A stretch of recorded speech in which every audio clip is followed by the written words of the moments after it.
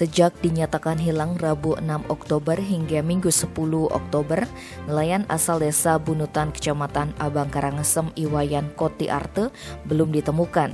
Tim gabungan Basarnas Karangasem terus menyisir perairan Bunutan dan sekitarnya guna mencari pria asal Banjar Banyuning, desa Bunutan itu.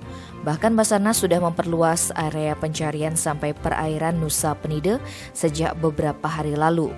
Koordinator Pos Pencarian dan Pertolongan Basarnas Karangasem, Igusti Ngurah Eka Widnyana Minggu 10 Oktober menyebutkan pencarian dimulai sejak pukul 8.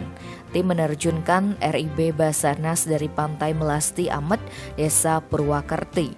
Pihaknya berharap target ditemukan sebelum pencarian dihentikan di hari ke-7. Selain itu, beberapa petugas lainnya juga menyisir perairan Seraya dan Padang Bay, Kecamatan Manggis.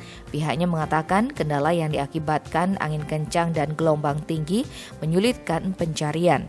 Sementara itu, pihak keluarga masih menanti kabar. Mereka berharap Iwayan Koti Arte segera ditemukan. Diberitakan sebelumnya gelombang tinggi di perairan Bunutan, Karangasem, Rabu 6 Oktober menghantam perahu Koti dan anaknya Ikadek Sumitra. Akibat gelombang setinggi 3 meter itu, keduanya tersapu hingga perahu oleng.